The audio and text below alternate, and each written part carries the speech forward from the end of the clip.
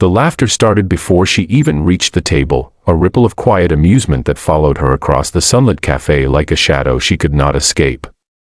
People smiled the way they do when they think life has made a small, ridiculous mistake. She felt it in her chest before she heard it, that familiar tightening, the silent question of why she had come at all.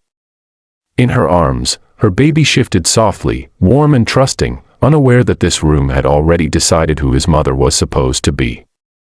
This was supposed to be a blind date. Instead, it felt like a public verdict. If you believe in kindness, second chances, and unexpected grace, take a moment right now to like this video, share it with someone who needs hope, leave a comment, and subscribe to the channel Single Dad Diaries. Your support keeps stories like this alive. Mara Valenko had not planned for this afternoon to turn into a test of courage. The date had been arranged through a mutual contact, someone who insisted that she deserved to be seen again, not as a mistake or a complication, but as a woman with a full heart and a tired smile. The problem was that babysitters canceled, life happened, and Mara had learned long ago that waiting for perfect conditions meant waiting forever. So she came anyway, carrying her 6-month-old son, Eli, into a cafe washed in daylight and polished wood, the kind of place where people talked softly about success and plans. She chose a table near the window because the light calmed her. Outside, the city moved on without noticing her fear. Inside, she could feel eyes linger. Some looked away quickly, embarrassed. Others did not bother. A few smiles carried sympathy, but sympathy could hurt just as much as judgment. Mara adjusted the strap of her bag and focused on her baby's steady breathing. She reminded herself that showing up was already an act of defiance. The man she was supposed to meet had not arrived yet. All she knew was his name, Adrian Kessler, and that he was successful in a way people liked to whisper about. CEO. Private. Lonely, according to the friend who set them up. Mara tried not to imagine what kind of man that description created. She only knew that loneliness recognized loneliness, and that was sometimes enough. When Adrian finally walked in, the room seemed to subtly rearrange itself around him. He was tall, composed, dressed in a way that suggested control rather than flash. His eyes scanned the cafe with a practiced calm, the look of someone used to reading situations quickly. He noticed the laughter first, then followed it to its source. His gaze landed on Mara, then on the baby in her arms. Something shifted in his expression, not surprise exactly, but recognition of something deeper than expectation. Adrian had not planned on a child at his table either. His life was scheduled in blocks of time, each one earned, measured, and defended. He had built an empire after growing up in silence, raised by a mother who worked too much and spoke too little, a woman who loved him fiercely but never had time to show it the way she wanted. He learned early how to be self-contained. People admired that about him. They did not know the cost. He walked toward Mara without hesitation.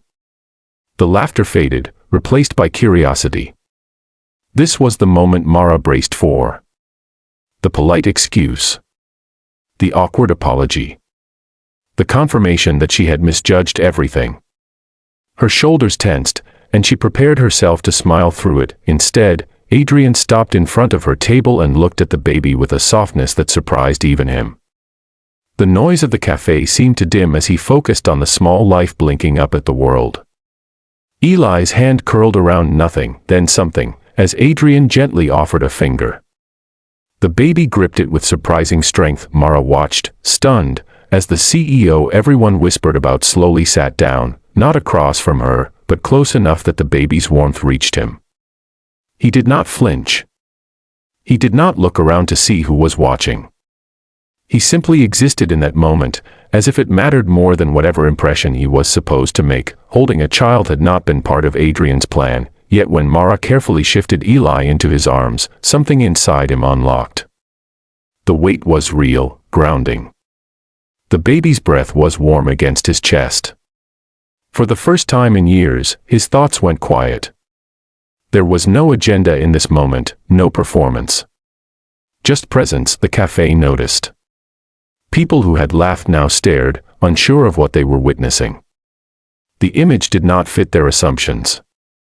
A powerful man cradling a baby like it was the most natural thing in the world disrupted the story they had already written. Mara felt tears gather, not because she was sad, but because she was relieved. The struggle of the past year pressed against her heart. She had become a mother after a relationship that disappeared the moment responsibility arrived. She worked long hours, slept in fragments, and learned how to be strong because there was no alternative. Dating felt impossible, almost irresponsible. Yet here she was, watching a stranger hold her son with care. As sunlight stretched across the cafe floor, they talked quietly, not in rehearsed lines but in shared understanding. About exhaustion. About fear. About how life rarely follows the plans we make when we are younger.